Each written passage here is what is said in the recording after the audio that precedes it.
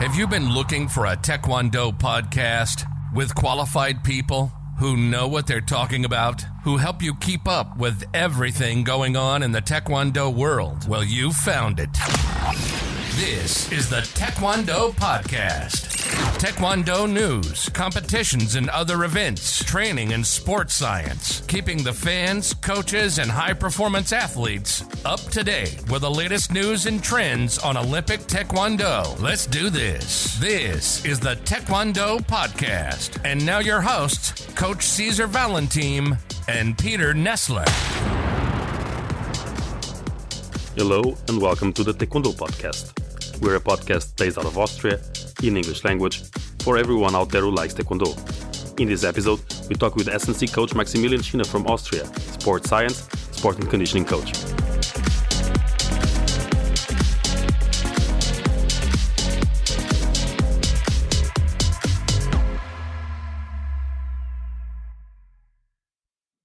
Welcome to our podcast. I'm Coach César Valentim, and with me is Coach Maximilian Chyna. Hi Max, how are you? Hi César, thanks for having me. I'm fine. I hope you too. And I'm really happy to be here with your podcast, and I'm looking forward to talk with you. For those who are listening and don't know who you are, would you please tell us a bit about yourself? All right, so my name is Max Chyna or Chyna, either way, which language you prefer. And I'm born and raised from Vienna, Austria.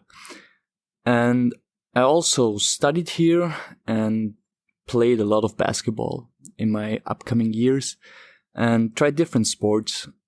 And due to my studies, I came to the point where I started to work as a sports scientist in the fields of diagnostics and in also working with athletes. And due to this process, we came in touch. And I also came in touch with the sport of Taekwondo. And for this moment, I'm working with several athletes from different sports.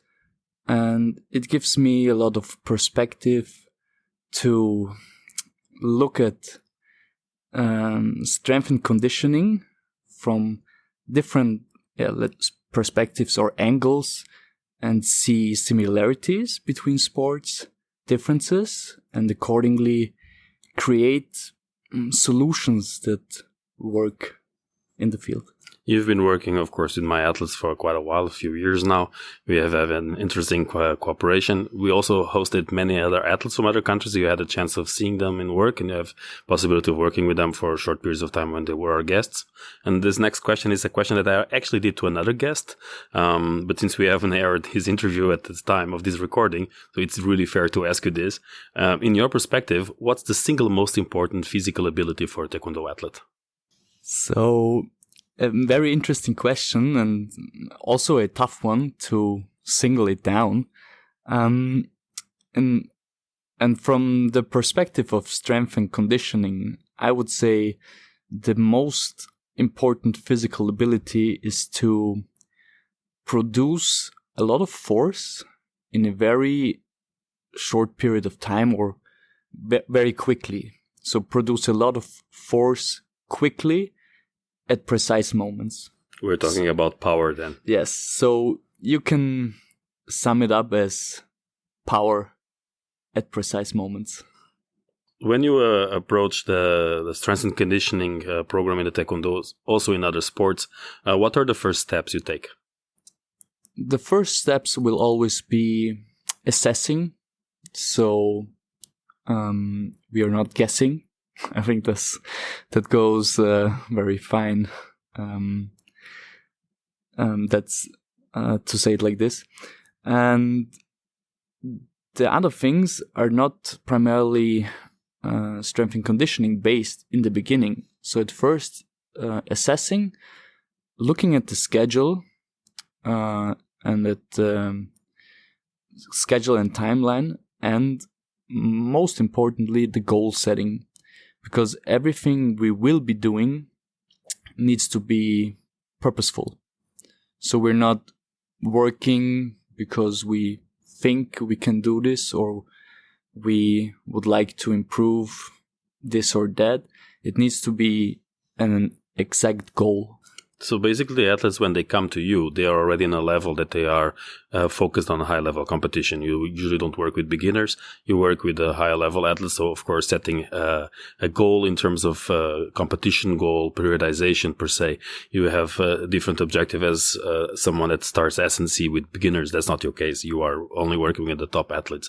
When you set up the programs for them, what is most important for you to analyze? Their previous experience in strength and conditioning, or do you like to start from scratch and do it all over, go through bilateral movements? How do you prefer to start? Okay, very interesting. Really depends on the individual. So I think training history will still be the most important part, because we don't need to start from scratch. We can save time if the athlete has already worked through a variety of movement patterns, and we can use them from the first training session. So I don't need to build this up. Also, if the athlete has a very good base strength, then we can already start with more dynamic movements and don't need the time to build up all the capacity. So after looking at the training history, I will still go through certain assessments to determine the status quo, to then start the periodization for the training goal. We're not jumping into different weights or percentages of, let's say, a 1RM. That is just guessed. Because I want to work very specifically.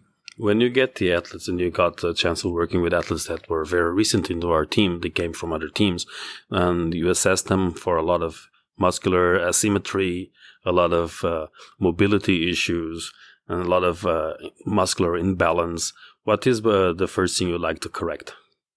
So, looking at Taekwondo,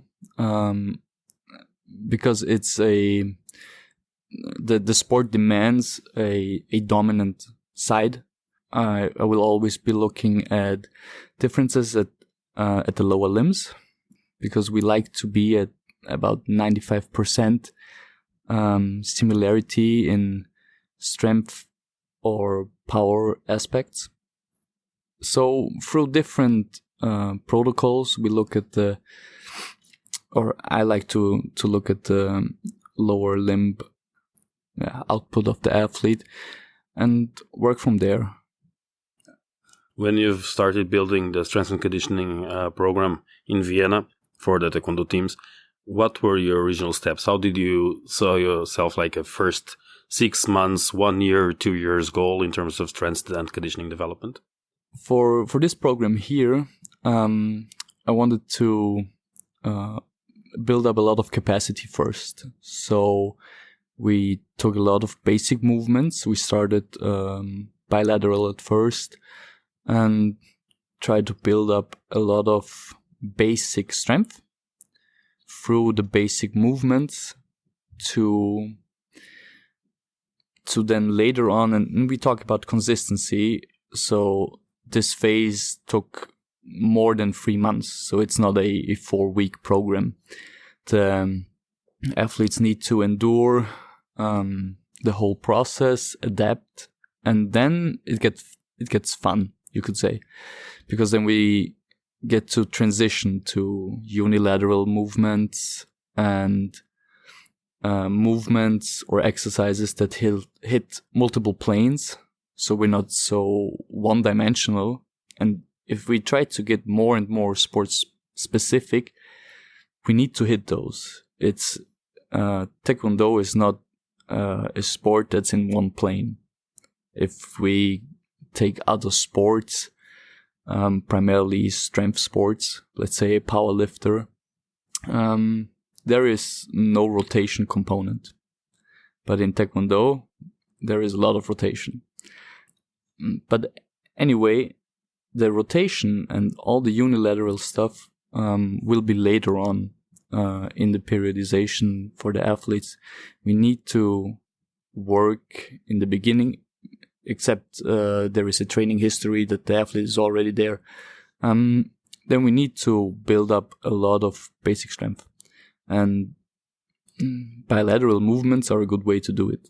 So we hit the basics, stay consistent, and we just look at the parameters of volume, frequency, and intensity, and be consistent. And after a certain time, it gets fun. The athletes in a higher level, when they are already in competition, especially the ones doing the Olympic ranking tournaments, they have competitions every week, every second week. How do you integrate your strength and conditioning coaching into their programs? And what are the physical abilities that you focus the most during the competition season? Yes, that's a nice transition, because right before we talked about the beginning, and I said it gets fun, and when the competition starts, it gets fun. The most important part will be speed, strength, and power output, and most of the times, it needs to be in a little bit lesser volume, because Taekwondo training will be at a higher demand in those competition prep phases. And so the communication with the head coach will be very important to give the athletes enough rest. They also have to make their weight. The strength and conditioning is just an accessory, an important one, nonetheless. So with fewer sessions and less volume, we try to hit more intensity, more speed to get the best transfer onto the mat. Yeah. It's a little bit awkward to ask you these questions, since we train together and we work on the same periodization. So obviously I know the answers, and I know what kind of questions I'm doing is mostly for the listeners, not for myself. And of course I also want to know, but in your opinion, an athlete that has every second week a big competition, how often should they train strength and conditioning? Again, it's a very boring answer, but it depends, because different athletes have different work capacities. Some athletes might only need one single session in their prep week to have their neurological system ready, just get in the weight room, hit big weights, just for a few reps and sets, or move a lighter load very quickly.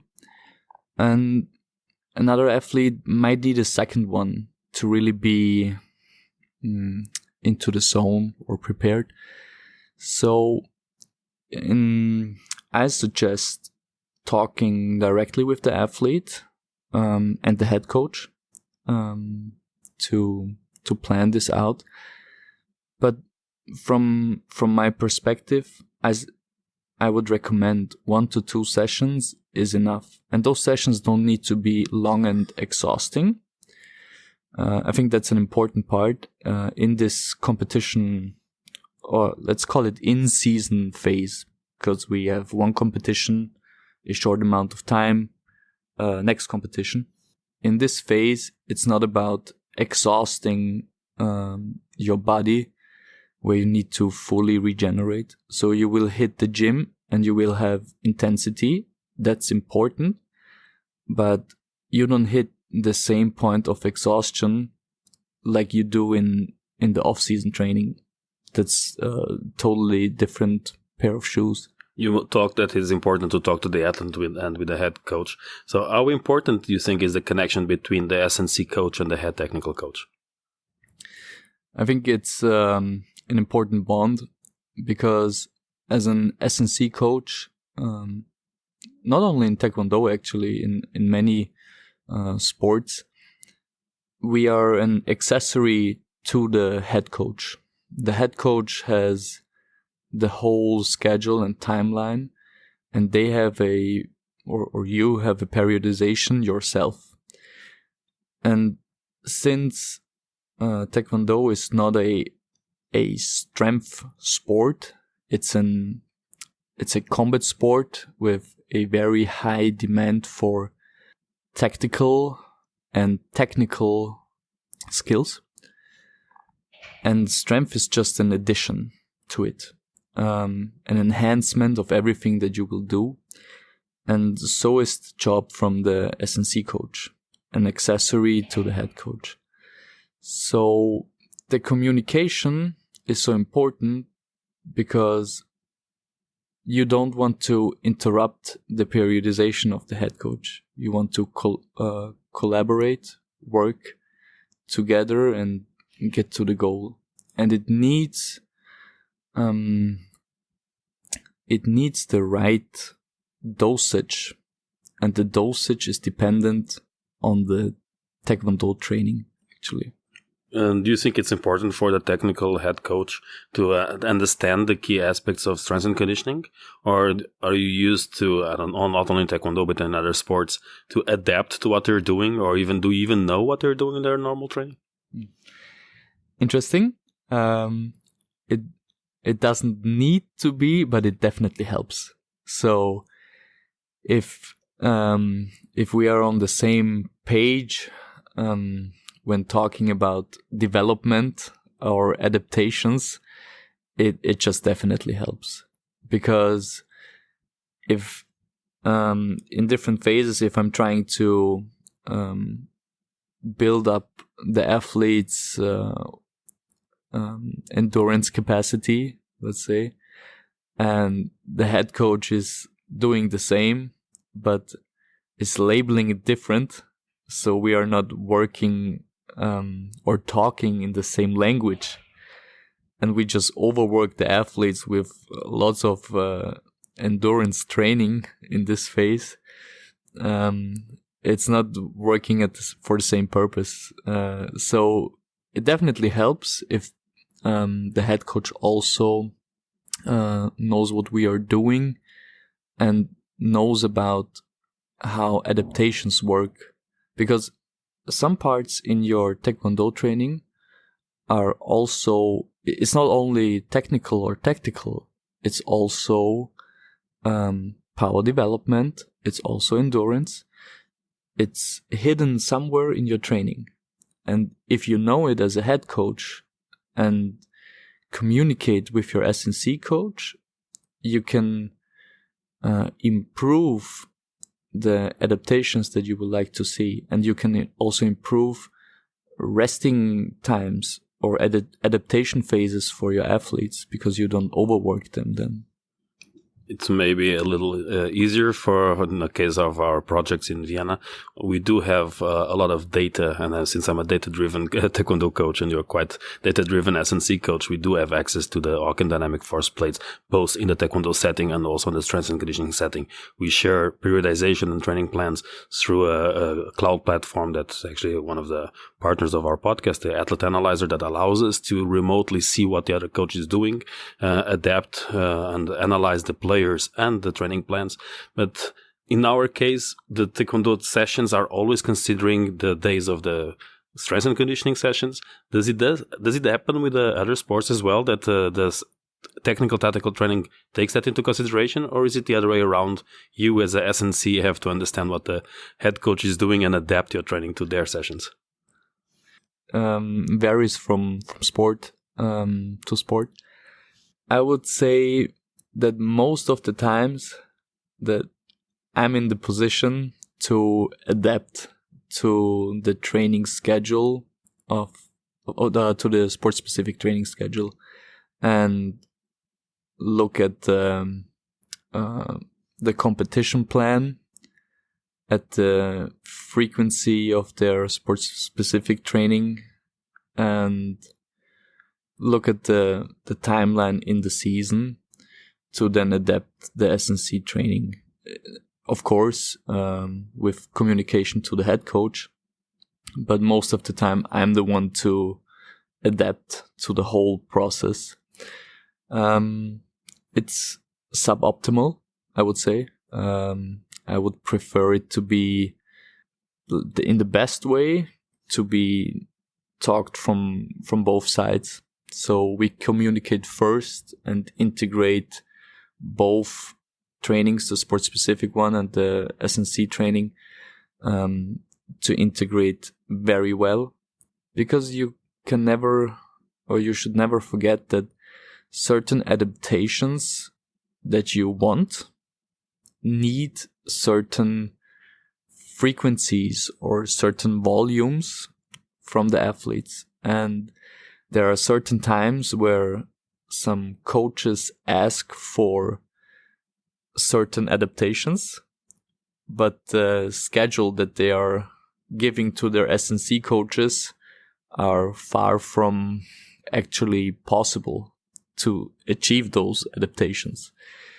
As an example, if they want to drive their maximum strength prior to their most important competition phase, let's say 1 or 2 months ahead, and they only give a schedule of 1 SNC session per week, because they need all the other time for their sport-specific training, and totally understandable, so sport-specific comes first. I can work with athletes 1 time a week, but we might not get the adaptations that you ask for. And this must be clear also for the head coaches. And this starts with communication. And in the best case, after communicating, we can integrate the whole periodization for the athletes and say, okay, we can't give the athletes, let's say, 22 sessions in a week. That's utopia. But we can work with, let's say, 10 sessions in a week. And we might decrease the demand in the sport-specific training, so we can still have our 5 sessions in a week, but we allow the athletes more time to recover, because the sport-specific sessions are not so exhausting, and we can put more effort in SNC sessions, have 1 more session, and drive to those exact adaptations that we like to see.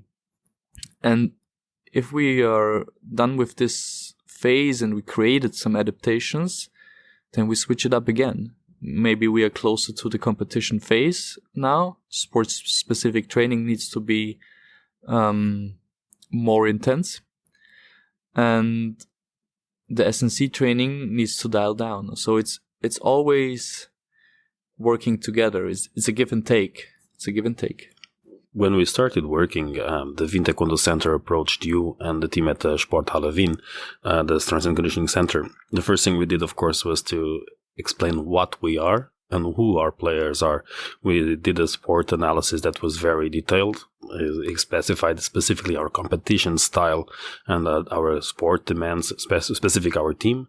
Then you got a player profile, you got energetic demands, you got anthropometric data on our team. You got their schedule. You even got some of the abilities, physical abilities we wanted to develop with which one of them. Also their asymmetries and then little imbalances that were too much and we wanted to correct. So you got a lot of data that allowed you to work, create a force velocity profiling, everything that you would allow them to work on SNC. But on the other hand, you also came to me and you said, I want these and these and these and athletes to do this and this and have specific training based on their assessments. And that was an interesting beginning of a conversation when we started a few years ago that allowed the athletes to correct, to develop, and to make the cooperation between the two of us grow more and more and closer together in the last few years. Does it happen with the other sports? It happens. It should happen, and not even should it. It has to happen to work for a longer period of time. So if this project is ongoing and the goal is not for, let's say, in 3 months, and then the cooperation between the two sides will be ended, then it definitely needs to happen to work on something that is maybe 4 years ahead of you.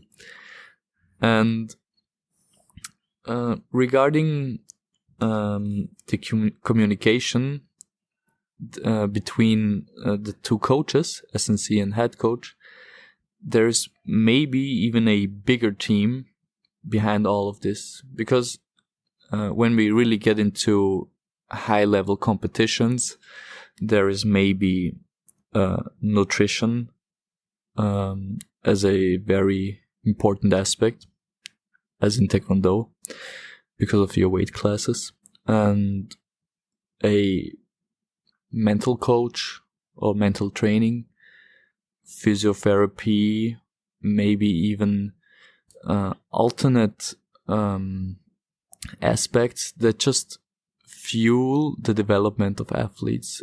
So you can create a bigger team around this. And because we talked about the communication between SNC and head coach, but as the team gets bigger and bigger, also communication gets more and more important.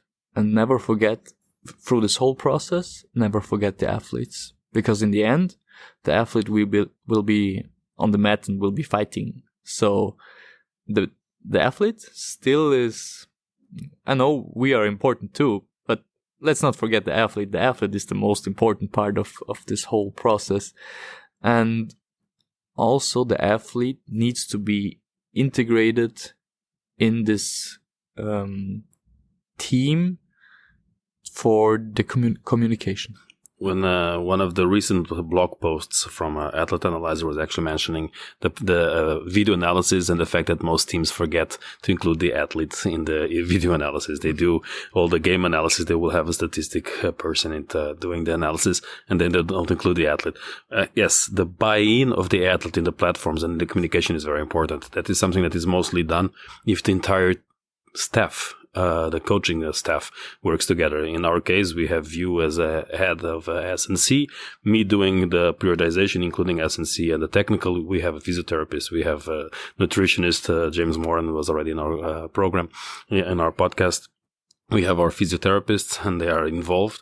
Most of them, they don't really look at probably the periodization. I don't think my physiotherapist looks at the training reports, but they are present. They know the sport. Yep. The communication between the athletes is something that is important also with the coach. And these days, with the affordable technologies, I think it's much easier than it used to be when we started a few decades ago. We'll do a little break, and we'll be right back to talk a little bit more with Max Chyna. Thank you, César. This podcast is supported by Hawken Dynamics. Hawken Dynamics believes that technology is most useful when it stays out of your way. That's why Hawken developed the world's first wireless force plate system with extreme usability. It is the quickest, easiest to use, and most robust solution on the market. It is trusted by all sports organizations, large and small, as well as tactical, military, and rehabilitation environments around the globe. It's force testing in the palm of your hand. Here at Wien Taekwondo Centre, we use Hawken Dynamics to test and monitor our team. The cloud-based platform allows us to access data and publish a variety of reports on the go. My favorites are trend reports and, of course, weight reports, where I can monitor different metrics to view progress and identify performance indicators, or to compare weights to a baseline data range. I use it on a daily basis to identify readiness. A simple jumping test takes me less than a minute to assess the entire team. Having my own Hawken Dynamics force plates allows me to test reactive strengths, maximum strengths, rate of force development, asymmetry, and so much more. The real-time feedback on the app is useful not only for testing, but as a training tool, making it more accurate and at the same time more engaging for the athletes. If you are interested in learning more about Hawken Dynamics or getting your own, The team can be reached at info@hawkindynamics.com or on Instagram or Twitter @hawkindynamics. This podcast is sponsored by First Beat Sports. First Beat Sports combines the most comprehensive analytics in team sports with a customizable interface to support real-time monitoring, recovery monitoring, performance management, and much more. The result? Data-driven decisions that support your athletes and team training, recovery, and performance goals. First Beat Sports is trusted by professionals. Over 23,000 athletes representing over 1,000 teams around the world rely on the solution to train and plan with confidence on a team and individual level using HRV-based insights. For more information, please visit our website, firstbeat.com/sports. When talking about Taekwondo training, we need to talk about Athlete Analyzer. Athlete Analyzer is the first Taekwondo-specific athlete monitoring system. It is used by both national teams, regional squads and small clubs to maximize performance, prevent injuries and communicate with both athletes and trainer teams. Athlete Analyzer is a cloud-based system with a friendly smartphone app. You can plan and monitor every aspect of your training, even when you are not in the gym with your team. The easy-to-use video analysis tool is not like anything you've seen. It helps you understand your athletes and even their opponents, making this app the only tool you need to manage your team. Before I used Athlete Analyzer, I spent an absurd amount of time in front of the computer, creating spreadsheets and using half a dozen software solutions. I have athletes in my center, but also abroad, and with Athlete Analyzer, it's much easier to communicate, plan, and monitor their development. Now that I have extra time, I can focus on what matters, training my athletes, and it still leaves me some room to do other stuff, like this Taekwondo podcast. Athlete Analyzer offers you a 2 weeks free trial. Visit them at athleteanalyzer.com to sign up, or click on the link in the episode's description. To get the most of your free trial, I recommend you first book a free personal demonstration with Nicholas. It will give you a great insight of what Athlete Analyzer has to offer you and your team. It is well worth the time. You're listening to the Taekwondo Podcast. Now back to your hosts, Coach César Valentim and Peter Nessler. Welcome back. I've been here talking to Max Chyna, strength and conditioning coach from Taekwondo. Max, you've been involved in Taekwondo for a few years, but you also involved with other sports. What's the difference between the Taekwondo players and the others in non-combat sports?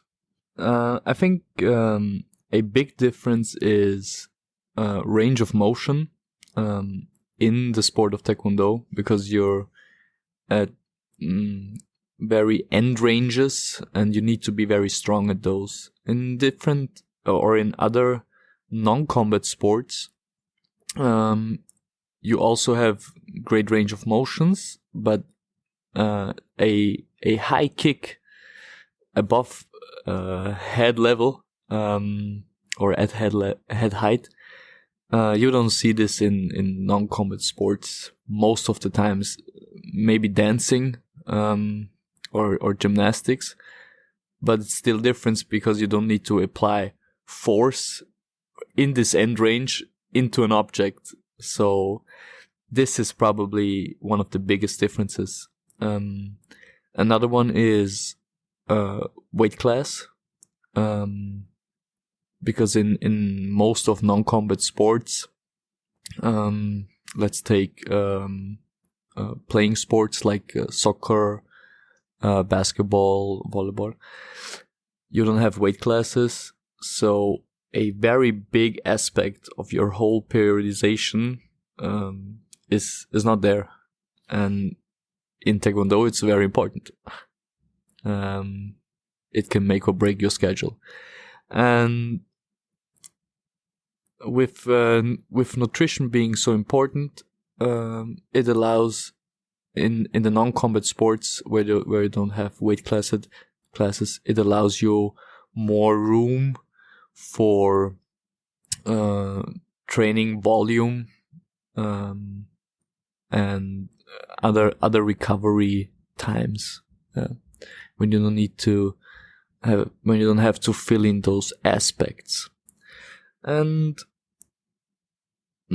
other than those two, I think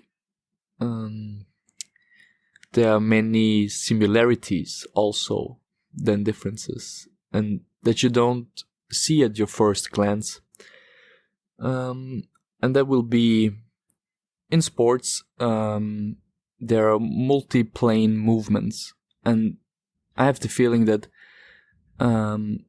as we developed in the field of strength and conditioning, we started to also adapt different exercises and movements to be in a multi-plane fashion and not be so one-dimensional.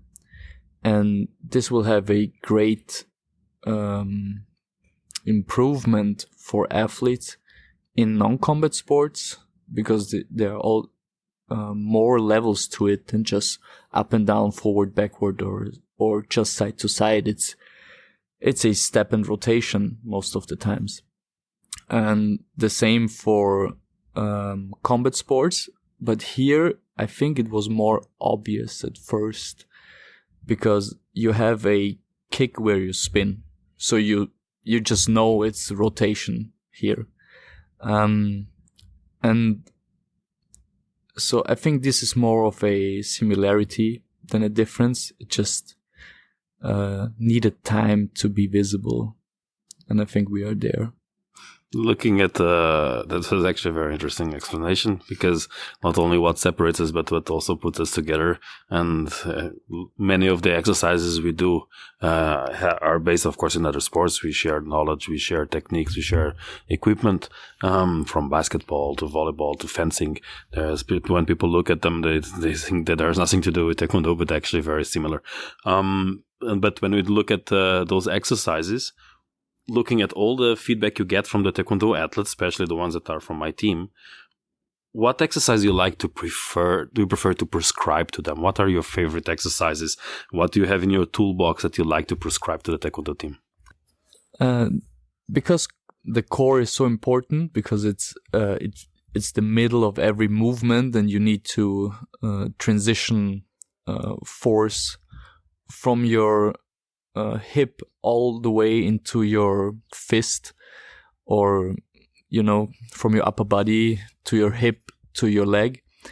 I think the core is very important, and I really like anti-rotation work and rotation work both, and use the Pallof press in a variety of styles. Also working with landmine variations with a barbell to create more planes of movement.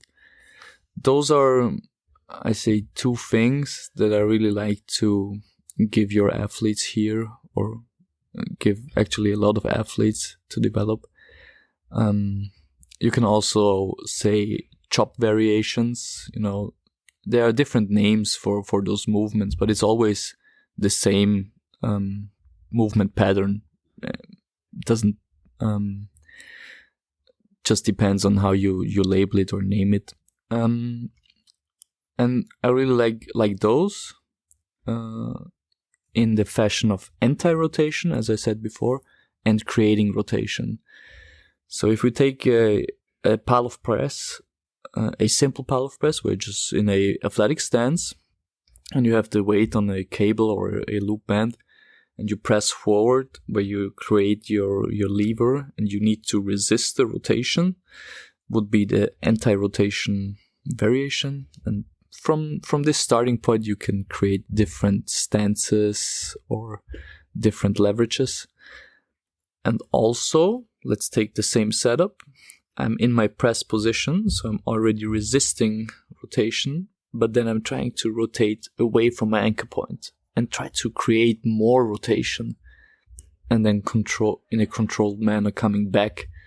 So I have a very dynamic output of this exercise, and both are very very important for not only Taekwondo, but specifically Taekwondo athletes, and also other sports.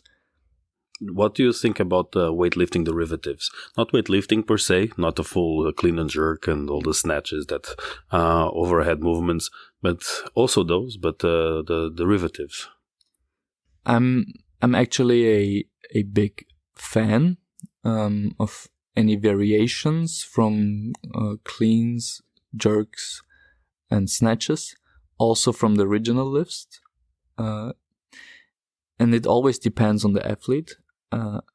First, I think they are great, and they're a great contributor to developing power. It just hits a lot of aspects that we like to develop in athletes.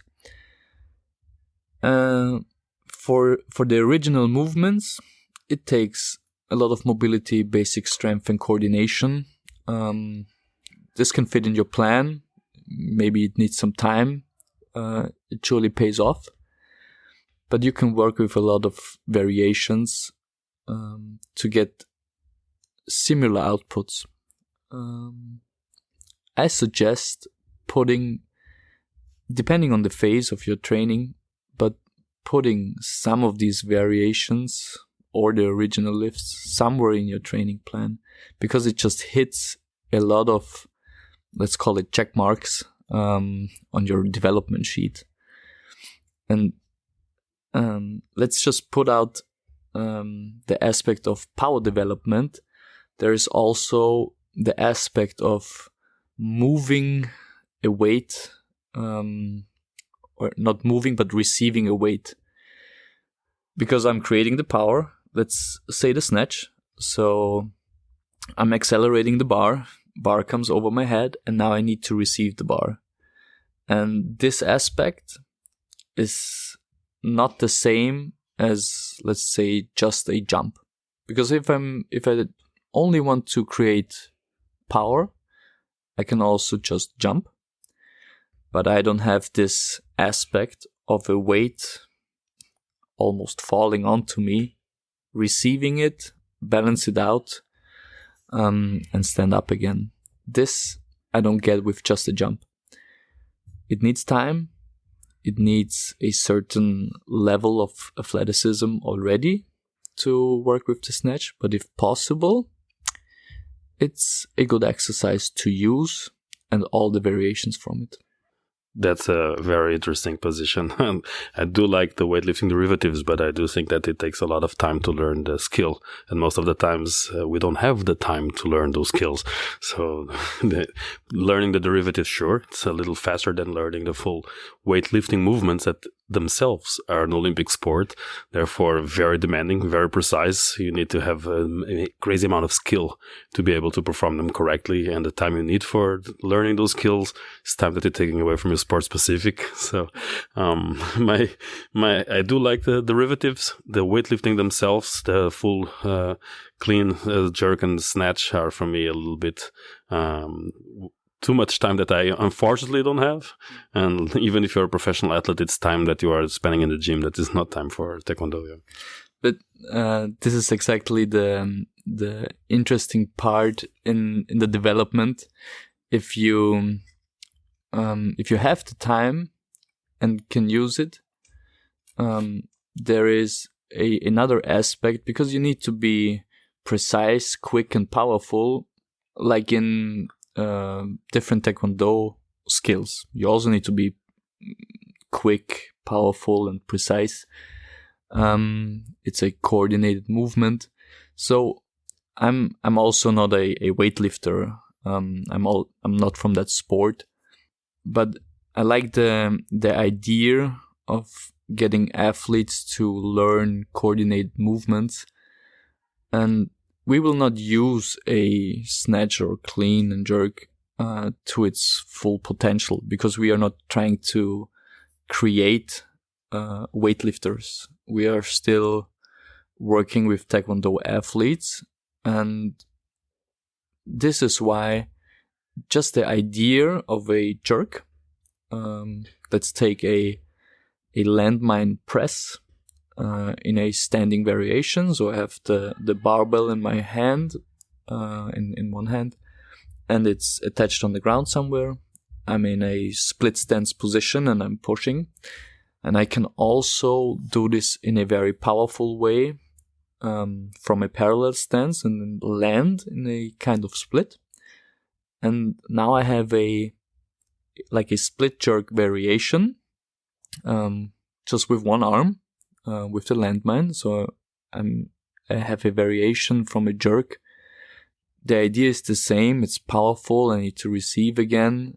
I need to be precise because the landmine has the possibility to fall off to your right and to your left. So you need to really punch it out to get stable in your receiving position. And you get all the benefits from it. But for an athlete to really understand the feeling of the landmine jerk, it always helps if they have a general idea of a jerk, of an original jerk, so that you apply the same feeling or the same intensity output into this one.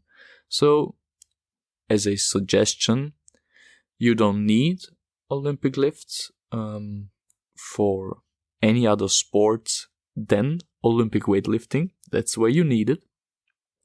But you sure can use it or use variations of it, because it helps in a lot of cases for your development goals. You work based out of Austria in one of the high-level centers in the entire world. You have access to a venue and equipment that most people don't have, but you also have a lot of knowledge from all the workshops, all the education possibilities. You are someone that is a scientist and, of course, likes to be on top of the most modern research, and you have the background on sports science, also with the more traditional research and older studies. So this is probably the hardest question of all. What's in your toolbox that other S&C coaches don't have? That's actually a very tough question, because I see myself as a very general S&C coach, but what I can bring to the table, and I recommend this to a lot of people that are working in the field of S&C. And I didn't believe at first that it will be so important, but in my opinion it is, to work with other people in your S&C field and the fields that are attached to it, because not only will you learn so much, but you will be an expert in one specific field, the S&C field. And you don't have to be the expert for physiotherapy. It's not your field. It's attached, but you're not the expert. You're an S&C coach. And what I can bring to the table now is a network of different experts that are sharing and caring for athletes. This brings more knowledge to the table and more practical applications for athletes to the table than I can do only by myself. And even if I would try to learn all this so I can do this all by myself, I don't have the time to acquire all of this. I don't have probably not the time to work with an athlete from all these perspectives. But if you have a team around you that can work very efficient and economically, this will help out a lot and will bring greater progress. And this is what I can bring to the table. So my workspace, so I'm fortunate to be working at Sporthalle Wien, where we have a lot of experts from different sports, and everyone has a background in sports science. Also the equipment there, and the equipment from your club. So being able to use force plates, acceleration meters, it's like a children's dream come true, because you have all the toys that you want. You see different toys in catalogs, and then you get to play with them and use them when they can be used very purposefully. That's just that's just a great thing to have. And it comes with a network of people, because I think it's really difficult to acquire it all yourself. So start to cooperate within your field, and then get the competition back on the mat with athletes. But in the first place, cooperate, work together, share knowledge, and try to make your sport better as a whole.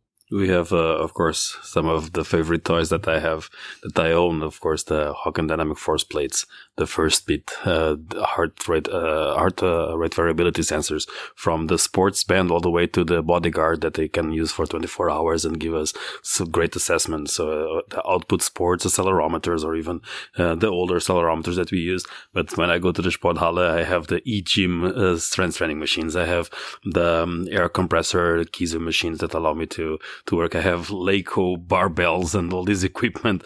It actually is, we always call it our playground, because as coaches, we have all the toys there that we like. We invest more in S&C equipment and in Taekwondo equipment, than we do in our own cars, or maybe, on our own apartments. But Sporthalle is definitely the dream from any S&C coach. Can you tell us where our listeners can find you? What are your social media handles or the Sporthalle Wien handles? Okay, so you can find the Sporthalle Wien in Vienna in the 8th district. You can find us online at www.sporthalle.at, and you can also find us on Instagram. It's @Sporthalle. You definitely find it. And regarding the question, what I can bring to the table, so I talked about the network that's also behind this, and I think the other aspect that I can bring to the table, it's not necessary, but I think it's a good addition when a coach still does what he preaches. I think you can boil it down to this. So if you have a coach that knows how the programs feel, or knows how the exercise should feel, because he has done it himself, or he can do it himself. It's not necessary, don't get me wrong. You can be a very good coach, and there are very good coaches that maybe are not able anymore to do certain things. But to connect on with an athlete in certain moments, it helps. Also, regarding injury and the process of rehab. So a more severe injury, let's say you had an operation, because you can not imagine how it feels for a different person. Even if you have the same injury, it's never the same. But you can talk about different sensations that are similar. And if someone, has also done it or endured it, you can connect on different levels, and it can help sometimes. And I bring, besides all the theory behind this and studies, I also bring a lot of practical applications by myself to the table. Yeah. Thank you, Max. It was a pleasure being here with you and with everyone who is listening. This was the Taekwondo Podcast. If you haven't already, listen to our other episodes that are available wherever you listen to your podcasts. We are releasing new episodes every Tuesday. Stay tuned, subscribe to the podcast, leave us a positive review, and share it with your friends. See you next time. You've been listening to the Taekwondo Podcast, keeping the fans, coaches, and high-performance athletes up to date with the latest news and trends on Olympic Taekwondo. Your host, Coach César Valentim, has almost 20 years of experience with high-performance Taekwondo and has worked all around the world as a Taekwondo trainer. Peter Nessler has been teaching Taekwondo for more than 20 years, and he's currently one of the top referees in Europe. We hope you enjoyed the show. Make sure to like, rate, and review. And we'll be back soon. But in the meantime, find us on Instagram at Taekwondo Podcast, on Facebook at Taekwondo Cast, and the website taekwondopodcast.com. See you next time.